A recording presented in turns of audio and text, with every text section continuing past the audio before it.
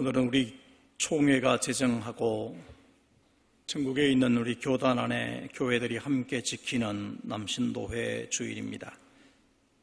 오늘 이 헌신의 예배를 통해서 우리 남신도회가 다시 한번 결단하고 당당하고 힘있는 남신도회로 거듭나는 시간이 되시기를 주님의 이름으로 축원합니다. 시리아에 오헬로라고 하는 힘센 장사가 있었습니다. 그의 꿈은 세상에서 최고의 강자를 만나서 그의 제자가 되는 것이었습니다. 그는 가만히 생각해 보니 왕이 힘이 있었습니다. 그래서 왕을 찾아가서 충성을 맹세하고 왕의 제자가 되었습니다. 그런데 왕은 어떤 소리를 한마디만 들으면 벌벌 떨었습니다. 그 소리는 악마라고 하는 소리였습니다. 그래서 악마가 가장 힘이 센 존재다 생각하고 악마의 제자가 되기로 작정을 합니다. 그리고 악마를 찾았습니다. 오헬로는 악마를 따라서 온갖 못된 일을 다 했습니다. 그렇게 따라다니던 오헬로는 그 무서운 악마도 예수님의 십자가만 보면 꼼짝 못한다는 사실을 알았습니다. 오헬로는 예수님의 제자가 되려고 예수님을 찾아다녔습니다. 아무리 찾아다녀도 예수님을 만나지 못했습니다. 그는 결국 예수님을 만나지 못하고 많은 사람이 왕래하는 나루터의 사공이 되어서 매일 오고 가는 사람들 중에서 예수님이 계신가 찾아보았습니다. 어느 날 비가 엄청나게 쏟아졌습니다. 갑자기 밤중에 한 소년이 다급하게 그의 숙소의 문을 두드렸습니다. 오헬로가 문을 열어주자 그 소년은 이렇게 말합니다. 아저씨, 저의 어머니가 위독하다는 연락을 받았습니다. 지금 강을 건너게 도와주십시오. 이미 비가 오고 바람이 불어서 물결이 세서 배를 띄울 수 없는 그런 상황인데도 이 소년은 애처롭게 부탁을 했습니다. 너무 불쌍한 마음이 들어서 그는 이렇게 말합니다. 할 수 없다. 내 등에 업혀라. 그리고는 소년을 넣고 자신이 평소에 알고 있는 낮은 물길을 따라서 강을 건너기 시작을 했습니다. 그런데 강을 건너가는 중에 물이 깊어지면 깊어질수록 소년의 무게가 굉장히 무거워졌습니다. 그래서 오헬로가 이렇게 말합니다. 얘야, 너 참 무겁구나. 왜 그렇게 무겁지? 그러자 갑자기 등 뒤에서 신비하고 자상한 목소리가 들려왔습니다. 세상의 모든 죄를 걸머져서 무거운 것이야. 그 말을 듣는 순간 오헬로는 이분이 내가 그토록 찾던 예수님이시구나 하고 직감을 하고는 돌아섰습니다. 예수님 보고 싶었습니다. 그런데 더 이상 그 소년도 주님도 보이지 않았습니다. 이렇게 예수님을 만난 오헬로는 그 이후로 예수님의 사랑을 실천하며 살아가는 성자가 되었습니다. 그가 죽은 다음에 사람들이 그의 이름을 바꾸어 주었습니다. 크리스토퍼라는 이름을 붙여주었어요.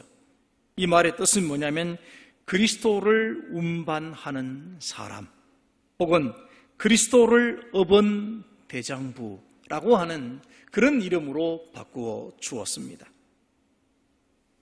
여러분, 이 전설 같은 이야기는 실제 이야기입니다. 아시시의 성 프란치스코의 제자로서 극도의 고행과 나 환자들에 대한 열렬한 사랑을 보여줌으로 성자가 되었던 크리스토퍼의 이야기입니다.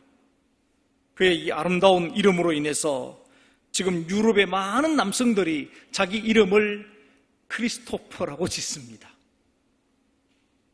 자기는 그리스도를 업고 가는 대장부, 그런 뜻을 가진 이 크리스토퍼라고 하는 이름이 유럽인들의 중요한 남성들의 이름이 되고 있습니다. 여러분, 오늘 본문에 보면 대장부라는 말이 나옵니다. 이 대장부라는 말을 히브리어로 말하면 게베르라는 말인데 이 말은 남자를 뜻합니다. 그런데 모든 남자를 지칭하는 말은 아닙니다. 원기왕성하고 당당한 남자, 곧 대장부를 의미합니다. 여러분, 중국어 성경에서는 이 성경에 나오는 대장부라고 하는 이 단어를 모두 다 용사라고 번역을 해 두었습니다. 중국인다운 그런 번역이다, 그런 생각을 해봅니다. 오늘 우리 교회 모든 남신도 회원들은 그리스도를 짊어지고 가는 대장부, 당당한 남자들, 용사들, 게베르가 될 수 있기를 주님의 이름으로 축원합니다. 욥기서를 보면 하나님은 욥에게 대장부와 같이 대답하라 하는 말을 2번씩이나 하셨습니다. 먼저 욥기 38장 3절을 보면 너는 대장부처럼 허리를 묶고 내가 내게 묻는 것을 대답할지니라. 오늘 본문 7절을 보시면 좀 비슷하게 말합니다. 너는 대장부처럼 허리를 묶고 내가 내게 묻겠으니 내게 대답할지니라. 이렇게 말씀하고 있어요. 사실 대장부라는 말은 욥기서보다는 열왕기상 2장에 나오는 다윗의 유언에서 우리는 더 많이 알고 있습니다. 다윗은 죽기 전에 솔로몬에게 유언을 남기면서 이렇게 말하죠. 열왕기상 2장 1절 이하를 보면 다윗이 죽을 날이 임박함에 그의 아들 솔로몬에게 명령하여 이르되 내가 이제 세상 모든 사람이 가는 길로 가게 되었노니 너는 힘써 대장부가 되고 내 하나님 여호와의 명령을 지켜 그 길로 행하여 그 법률과 계명과 율례와 정거를 모세의 율법에 기록된 대로 지키라. 그리하면 그러면서 여러 가지 약속의 말씀을 솔로몬에게 전해주고 있습니다. 다윗은 솔로몬에게 너는 힘써 대장부가 되라고 당부합니다. 다윗이 말하고 있는 이 대장부라는 말의 의미는 강하라, 남자가 되라 그런 뜻이죠. 그런데 이때 말하는 남자라는 의미는 경제적이고 사회적인 의미가 아닙니다. 그러니까 경제적으로 성공하고 사회적으로 권세와 권위를 얻어라 그런 뜻이 아닙니다. 이 남자다움이란 하나님과의 바른 관계를 의미합니다. 그러니까 아버지 다윗의 하나님이 아니라 솔로몬 너가 하나님을 만나고 그리고 그 하나님의 권위 속에서 다스림을 받게 될 때 너는 비로소 남자다울 수 있다. 이런 이야기입니다. 그래서 너는 힘써 대장부가 되라. 그러면서 하나님 말씀하시는 그 율례와 법도를 따라 행하라. 그렇게 하면 진정한 대장부가 될 수 있다. 이렇게 이야기를 하고 있는 것이죠. 여러분, 그런 점에서 대장부가 된다는 것은 육체의 힘이나 학문적인 지식이나 정치적인 권위에 의해서 이루어지는 것이 아닙니다. 오히려 그의 마음과 정신이 살아계신 하나님과 매일 새롭게 관계가 이루어지고 하나님의 뜻을 이루는 삶을 살아갈 때 대장부가 되는 것입니다. 하나님은 오늘 우리에게 대장부가 되라 이렇게 말씀하십니다. 그런데 하나님이 원하시는 대장부의 모습이 과연 어떤 모습인가라고 하는 것이죠. 첫 번째로 용기를 가진 사람이 대장부입니다. 여러분, 비겁한 사람을 대장부라고 부르지 않습니다. 사울이 왕으로 있을 때 블레셋이 쳐들어왔습니다. 골리앗이 이스라엘을 유린하고 욕할 때 아무도 나서지 못합니다. 그런 군대를 향해서 우리는 군인이지만 대장부라고 부를 수 없습니다. 예수님이 체포되어서 재판을 받고 있을 때 베드로가 예수님을 3번이나 부인합니다. 한 여종이 이렇게 말하죠. 너도 갈릴리 사람 예수와 함께 있었도다. 그럴 때 베드로가 뭐라고 말합니까? 내가 무슨 말을 하는지 나는 알지 못한다. 이렇게 대답을 합니다. 그리고는 그 다음에는 저주하기도 하고 맹세하기도 하고 그러면서 예수님을 부인합니다. 이때 베드로를 향해서 우리는 대장부라고 말할 수 없습니다. 우리는 용기 있는 사람을 대장부라고 부르는데 그 용기는 진정한 용기여야 합니다. 잘못된 용기는 만용이라고 하지요. 일시적인 용기, 혈기가 치솟는 현상으로서의 용기, 자기 힘을 믿고 덤비는 용기, 무책임한 용기, 결과를 생각하지 않는 용기, 이런 것들은 다 만용입니다. 예수님이 잡히시던 그 시간에 베드로가 칼을 빼서 대제사장의 종이었던 말고의 귀를 자른 것은 여러분 용기가 아니라 그건 만용입니다. 만용이에요. 기독교 역사에 있어서 진정한 용기를 가진 사람으로 암브로시우스 주교님이 계십니다. 이분은 수많은 찬송가를 작곡한 찬송가의 아버지라고도 불려지기도 합니다. 어거스틴의 신앙을 지도한 분이기도 합니다. 어거스틴이 방탕한 생활을 할 때 그의 어머니가 늘 울며 기도했는데 이렇게 말한 분으로 유명하지요. 여인이여 안심하십시오. 어머니의 눈물을 많이 자아낸 아들은 반드시 돌아오는 법입니다. 아주 유명한 말을 했던 사람입니다. 이분은 밀란의 주교였습니다. 당시 황후가 밀란에 있는 교회 하나를 자기에게 양도하라고 요구를 해왔습니다. 이 황후의 이름이 유스타나입니다. 그런데 그녀는 이그나티우 아리우스파라고 하는 이단에 속해 있었습니다. 암브로시우스 주교는 하나님의 성스러운 교회를 이단에 넘길 수 없다고 황후의 요구를 단호하게 거절했습니다. 당시에 황제는 데오도시우스였는데 이 황제는 굉장히 훌륭한 황제였습니다. 그런데 성격이 좀 과격해서 때로는 너무 지나치게 지배력을 나타냈습니다.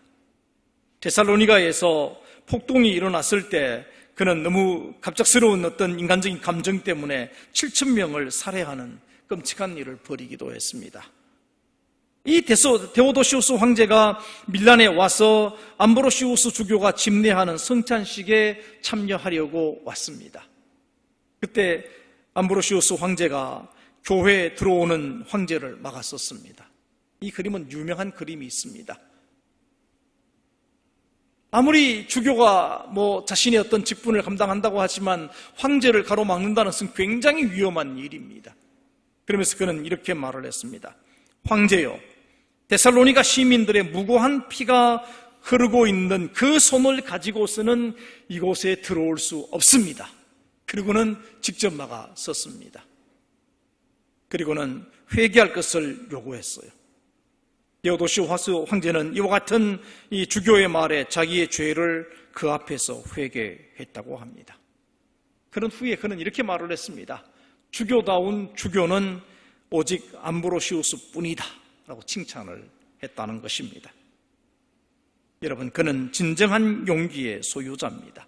여러분, 이런 사람이 대장부예요. 바울 사도는 로마서 5장 7절과 8절에서 진정한 용기의 소유자로 예수님을 말하고 있습니다.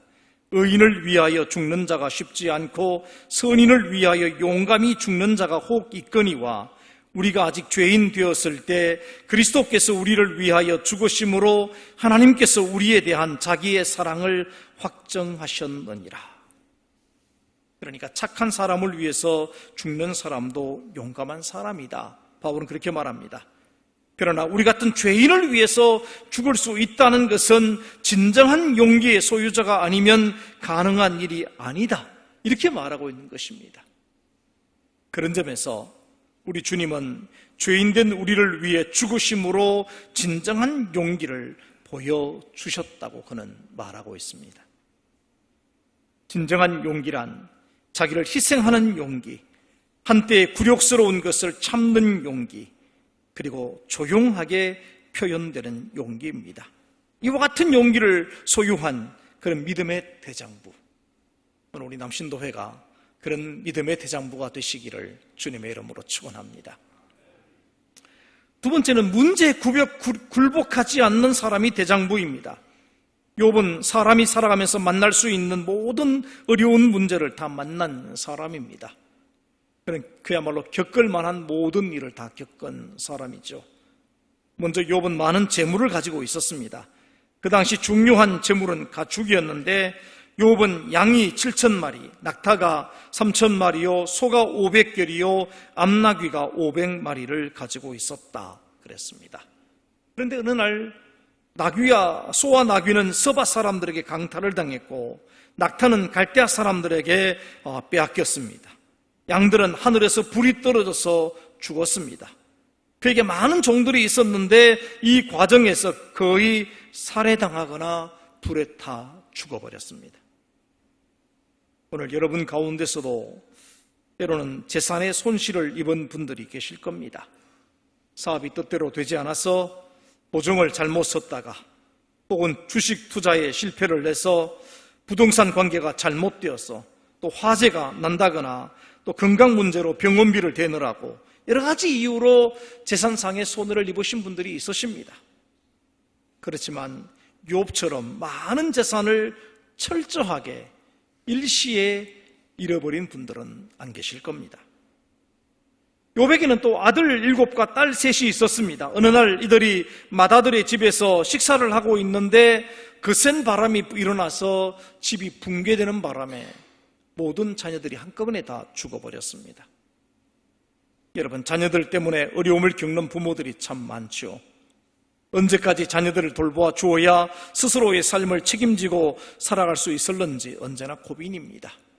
아마도 자녀들이 스스로 독립해서 살아간다고 하더라도 부모의 마음은 여전히 자녀들을 염려하고 걱정하는 마음으로 가득할 것입니다.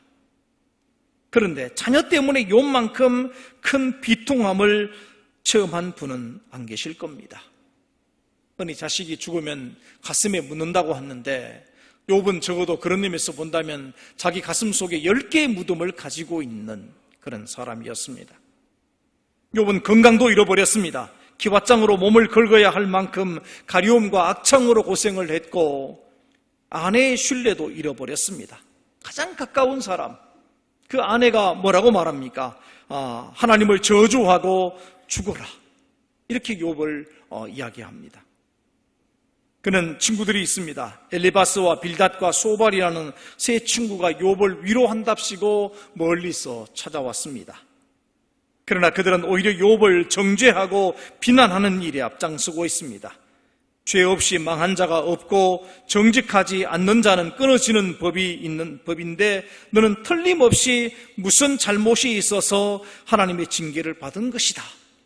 엘리바스는 그렇게 말을 합니다. 빌닷은 이렇게 말하죠. 내 자녀들이 죄를 지었기 때문에 죽은 것이다.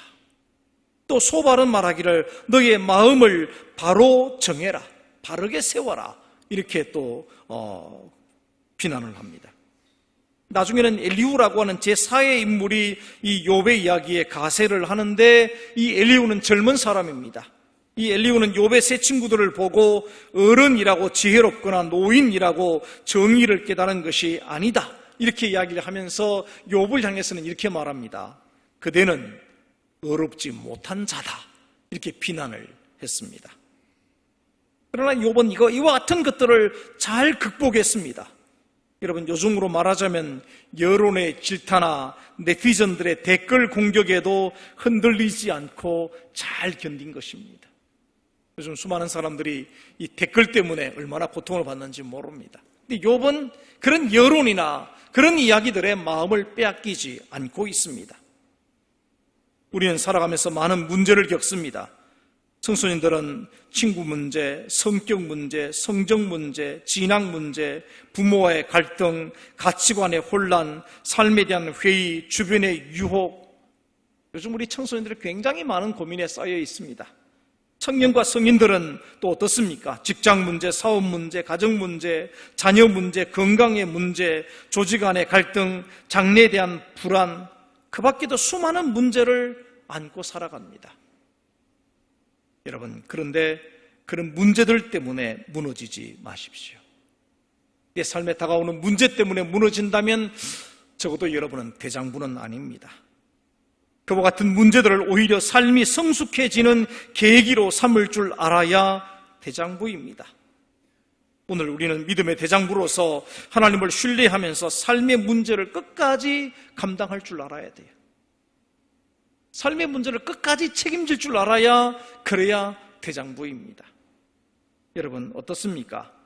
들릴라가 삼손에게 힘의 비밀을 알려달라고 유혹합니다. 삼손은 한 번, 두 번, 세 번 잘 견디다가 마지막에 가서 결국은 어떻습니까? 자기 비밀을 말해버립니다. 끝까지 지켜야 할 것을 지키지 못함으로써 삼손은 힘이 다 빠져버리고 두 눈이 멀고 연자맷돌을 돌리는 비참한 자리에 서지 않습니까? 솔로몬은 또 어떻습니까? 그 아버지 다윗이 너는 힘써 대장부가 되라고 그렇게 당부를 했지만 그는 대장부로 출발을 해서 결국은 대장부로 끝을 내지 못합니다. 그런 일천번제를 드리면서 하나님께 기도합니다. 하나님, 저는 어립니다. 이 백성들은 많습니다. 이 백성들을 이끌어갈 지혜를 달라고 그는 겸손하게 기도했던 경건한 사람이었습니다. 그런 그가 말년에 그의 신앙과 삶이 엉망이 되어버렸습니다. 지나친 사치에 빠졌습니다. 많은 후궁들을 거느렸습니다. 후궁이 700이고 첩이 300명이다. 성경이 그렇게 기록합니다. 경건함과 겸손함을 끝까지 지켜내지 못했습니다. 믿음의 대장부가 되지 못한 것이지요. 하나님은 욥에게 나타나셔서 많은 말씀을 하셨는데 고난에 대해서는 언급하지 않으셨습니다. 오히려 하나님의 지혜와 권능을 강조하십니다. 욥은 이렇게 말합니다. 내가 왜 이런 고난을 당해야 합니까? 이렇게 물었죠. 근데 하나님은 그 고난의 이유를 설명하지 않고 도리어 하나님의 섭리에 반발한다는 이유로 욥을 책망하십니다. 하나님은 지혜로우시고 욥 너는 무지하다 이렇게 말씀하십니다. 하나님은 욥의 질문에 답하지 않고 오히려 욥에게 질문을 계속하셨습니다. 하나님의 이러한 태도는 문제를 회피하려는 것이 아닙니다. 하나님은 하나님 앞에서 인생의 바른 위치를 아는 것이 문제를 해결하는 핵심이라고 가르쳐주고 있습니다. 여러분, 사람들은 생각하기를 모든 문제를 해결할 수 있어야만 된다 이렇게 생각을 가지고 하고 있는데, 여러분, 이것은 교만이라고 하나님은 가르치십니다. 우리가 문제를 해결하든지 못하든지 간에 어떤 상황이든 간에 하나님을 경배하고 찬양하는 것이 사람의 본분임을 가르쳐주고 있습니다. 믿음의 대장부는 문제 해결을 잘하는 사람이 아닙니다. 믿음의 대장부라는 말은 문제에 굴복하지 않고 오히려 하나님을 신뢰하되 끝까지 신뢰하면서 문제를 극복해 나가는 사람이 대장부입니다. 하나님이 지금 욥에게 그것을 가르쳐 주시기를 원하시고 계십니다. 오늘 우리 앞에 많은 문제들이 있습니다. 여러분 다 내놓고 말하지 못하지만 여러분 각자가 많은 문제를 안고 있습니다. 그런데 그 문제에 굴복하지 않고 하나님을 신뢰하는 그 믿음으로 그 문제를 극복해 나가는 그런 믿음의 대장부가 되시기를 주님의 이름으로 축원합니다. 세 번째는 하나님 앞에서 겸손한 사람이 대장부입니다. 욥은 하나님을 만나기를 원했습니다. 하나님을 만나서 두려움 없이 말하기를 원했고 하나님과 변론하기를 원했습니다. 그는 이렇게 말하죠. 참으로 나는 전능자에게 말씀하려 하며 하나님과 변론하려 하노라. 그리하시고 주는 나를 부르소서 내가 대답하리이다. 혹 내가 말씀하게 하옵시고 주는 내게 대답하옵소서. 지금 하나님과 한바탕 뭔가를 해보겠다고 그는 작정을 하고 하나님께 부르짖었어요.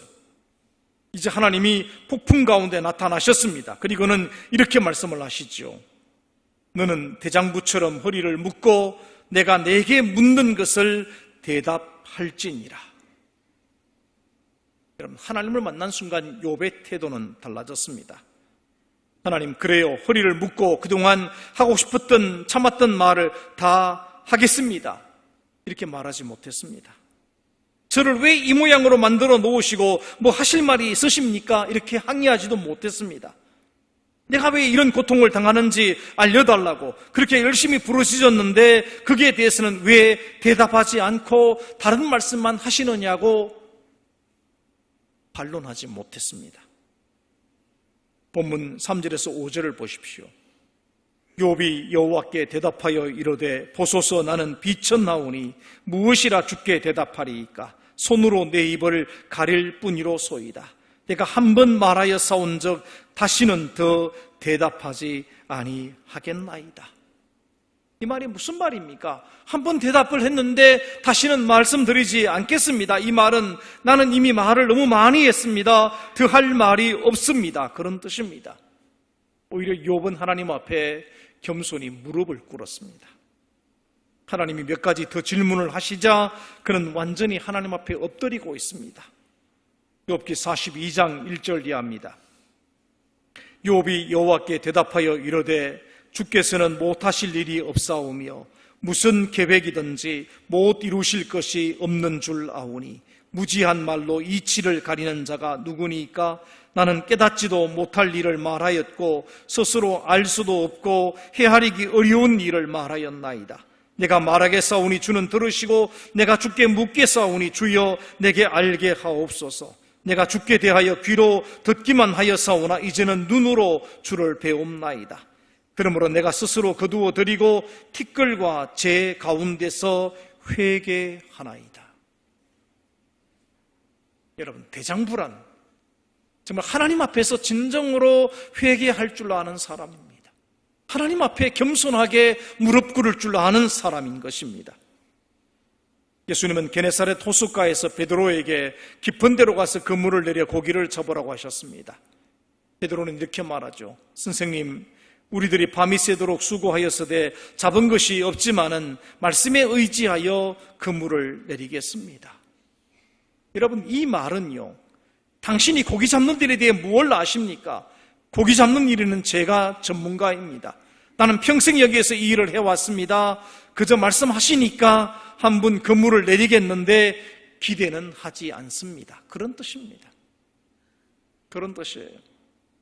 그러나 그물이 찢어질 정도로 고기가 많이 잡힌 것을 보고는 예수님의 무릎 아래 엎드려서 이렇게 말합니다. 주여, 나를 떠나소서. 나는 죄인이로소이다. 생각해보니 자신이 교만했고 자신이 잘못 생각하고 있었고 자기 생각이 늘 옳은 줄로 생각을 했는데 주님의 말씀이 옳았다는 것을 인정하게 된 것입니다. 그는 겸손한 사람이 되었습니다. 그때 예수님이 베드로를 제자로 부르십니다. 하나님 앞에 무릎을 꿇는 사람이 진정한 대장부입니다. 하나님은 그런 사람을 사용하십니다. 그런 사람에게 복을 주십니다. 그래서 하나님이 욥에게 뭐라고 말씀하십니까? 본문 7절을 보시면 너는 대장부처럼 허리를 묶고 내가 네게 묻겠으니 내게 대답할지니라. 너 내 앞에서 내 힘을 자랑해 보아라. 그렇게 말씀하신 것이 아닙니다. 허리띠를 묶으라 그러니까 힘 자랑하라 그런 말이 아니라 오히려 겸손한 대장부가 되라는 말씀입니다. 사랑하는 성도 여러분, 특별히 오늘 남신도회 여러분, 오늘 이 시대 속에서 하나님이 찾으시는 사람은 믿음의 대장부입니다. 진정한 용기를 가진 믿음의 사람들, 하나님을 끝까지 신뢰하기 때문에 삶의 모든 문제를 극복하는 사람들, 하나님 앞에 겸손한 성도들을 주님은 찾고 계십니다. 오늘 여러분들이 모두 믿음의 대장부가 되어서 그리스도를 짊어지고 살아가는 거룩한 하나님의 백성들이 되시기를 주님의 이름으로 축원합니다. 기도하겠습니다.